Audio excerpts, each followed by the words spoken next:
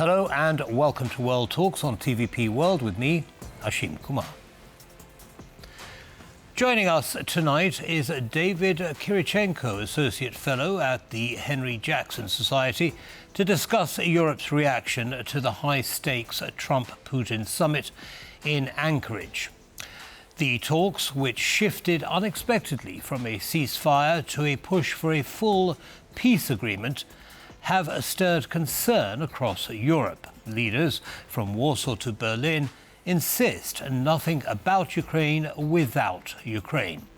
With security guarantees, unity and Ukraine's sovereignty at stake, we ask what Anchorage means for Europe, for Kyiv, and for the future of peace. Welcome, Sir, to TVP World, and thanks for taking the time. Okay, for having me on. Your initial thoughts on that meeting in terms of outcomes? I think it went as many predicted it would go. It was a win for Putin. It helps continue break his isolation that he's been in for years. I even wrote in an op-ed in January of this year that he was going to hold out and hope for a high-stakes summit with Trump, bypassing Europe. And now he's gotten much of what he wants, is projecting Russia as a global superpower equal to the United States, and bypassing negotiations with the Europeans, meaning that the Europeans have to accept whatever the Americans and the Russians negotiate, which obviously puts Europe and Ukraine at a great disadvantage. And the Americans have been losing ground in the talks with the Russians. I mean, we've started from talks about ceasefire, and now we've gone to complete agreement. And if you listen to Putin's rhetoric about root causes and even some of the proposals that they've been listing out in that peace agreement, it just goes back to exactly what he wanted in 2022. No concrete security guarantees for Ukraine, such as NATO, taking Ukraine's best fortified defensive lines in the Donbass, and then just preparing Ukraine for a future carve-up if the current version of what they're proposing is imposed upon Ukraine and the Europeans. And again, this goes back to the point that Europe cannot be over-reliant on the United States, and unfortunately years of neglect, not having the right military capabilities to deter the Russians or projecting that force, and now the Europeans are just too reliant on the Americans.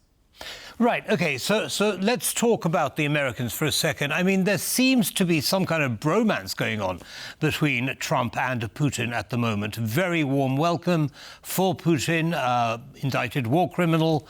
Trump, saying that he believes Zelensky should make a deal because Russia's a very powerful country. And the list goes on. What do you attribute Trump's behavior to? Well, I mean, I think one, he wants a deal regardless of what it looks like in any case. So he's not going to come out of the summit without showing that he's gotten something from it, and realizing that Putin continues to stick to his guns. He's not going to budge on really anything of substance. Trump realizes that he's the one that needs to be sacrificing and losing ground to actually come to any sort of agreement short of capitulation. Well, Trump threatened severe consequences. Do you think he'll trigger those severe consequences? He said there will be severe consequences if there is no kind of deal on the table, no peace agreement on the table. Do you think he's going to trigger them? Right. I mean, we're in month 8 of his presidency, and I don't think we've gained any ground at all at this point. I mean, I will give him credit for the fact that they are talking, and there is some. We had the delegations, albeit it didn't produce much apart from the prisoner exchanges, which are very important for the Ukrainian soldiers that returned. But it's clear that Putin understands that flattery works with Trump. Try to break Ukraine away from U.S.-Russia relations, focus on the business aspects. And he praised and seemed like he's building a direct relationship with Trump, and hoping that Trump continues to not focus on, okay, how do we actually stop this war, and via harsher sanctions, strengthening Ukraine on the battlefield. And his army, he feels that his army has the advantage on the battlefield, but they're very vulnerable right now economically. And of course, the sanctions would hurt and be very painful. But his current strategy of engaging, but with very ambiguous statements, it's unreal proposals, it continues to kick the can down the road. So at this rate, we're 8 months into the presidency. We haven't seen the Russians really adjust any sort of their strategy or coming to the table a real agreement that anyone can agree to, whether it's the Ukrainians, the Europeans. So at this time, Putin has been quite successful in getting Trump to be distracted and not actually following through with Trump's proposals of harsher sanctions. And now we're stuck in this cycle of Trump is going back and forth between I'm being duped or toyed by Putin to no, Putin actually wants peace. And then now it's Zelensky and Biden and the Europeans to blame. And Putin even mentioned that he hopes that it's the Ukrainians and the Europeans that don't derail the agreement that he came to with Trump here in Anchorage. Right. Well, the other aspect, of course, is that by inviting Putin to this summit in the United States, he's actually bringing Putin back from the darkness of being an international pariah, as well as, of course, the indicted war criminal.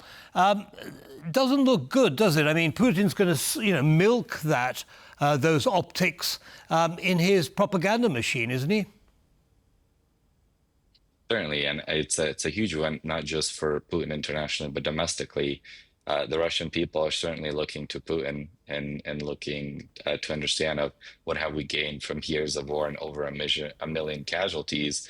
And now Putin gets to project that he's a respected statesman by the world's largest superpower, and that Russia is regaining its status. And that's certainly going to help him domestically and internationally. It certainly plays a role. But I think at this point, the summit didn't necessarily produce any sort of catastrophic defeat or capitulation for the West, but it certainly was a huge PR win for Putin.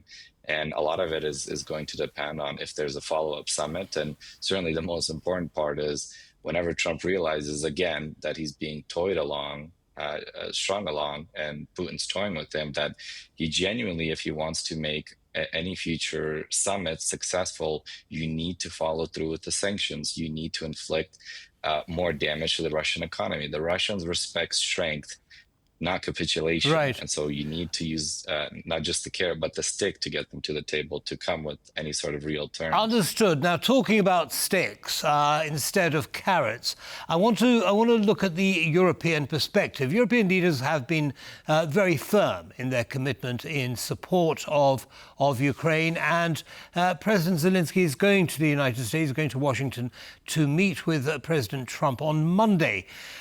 Talk me through what you think the conversations are at the moment and what Zelensky is going to bring to Washington for those talks. Yeah, I mean, so the idea from the Russians is put the ball on the Ukraine and Europe's court and have Trump focused on blaming the Ukrainians and the Europeans if something doesn't fall out. The optics are very important for Trump. And if something doesn't follow through on his big promises around getting a peace agreement, he needs someone to blame.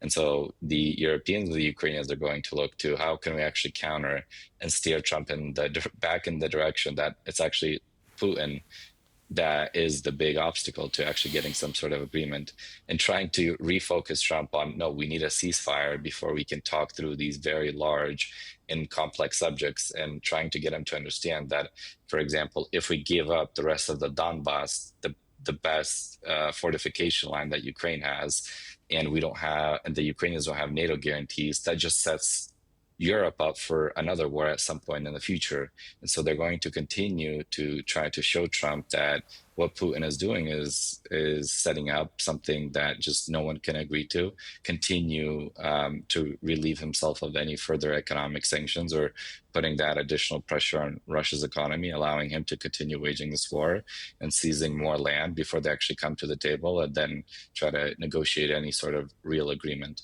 Right. OK, but Europe and Zelensky have been saying this to Trump ever since the start of his presidency. doesn't seem to have made much of a difference to Trump's attitude. If we take America out of the picture, how much can Europe do to put pressure on Russia and to strengthen Ukraine? I mean, much of what the Americans can do, the Europeans can do as well. I think, tragically speaking, the European enforcement of various sanctions has been quite weak. And so throughout the war, there's been numerous loopholes, and it takes sometimes years for the Europeans to follow up, whether it's Russia's shadow fleet or the hybrid warfare that it's raging in the Baltics and in other areas around Europe. It sometimes takes the Europeans just far too long to be able to respond to the Russians and enact harsher sanctions, or monitoring them, identifying the loopholes and quickly closing them. And then the other part is helping strengthen Ukraine on the battlefield. As long as the Russians feel that they can continue pressing the Ukrainians on the battlefield, seizing more territory, they're going to, and they're not going to stop. And so following it up with harsher sanctions and enforcing the sanctions, and then strengthening Ukraine and its army on the battlefield, getting the Russians realize that they're finally going to fight an endless war. There's no winning on the battlefield. Their economy is continuing to suffer heavy damages, and they are going to need to come to the table soon. But if they don't have that response followed up with the sanctions, the more military aid, this war is going to last a very long time. Yes, sadly, that may well be true. David Kirichenko, thank you very much for your analysis and for joining us tonight. Have a good evening, sir. You too. Thank you for having me on. Thank you. That brings us to the end of this episode of World Talks. Don't go away, though. As always, lots more coming up. Goodbye.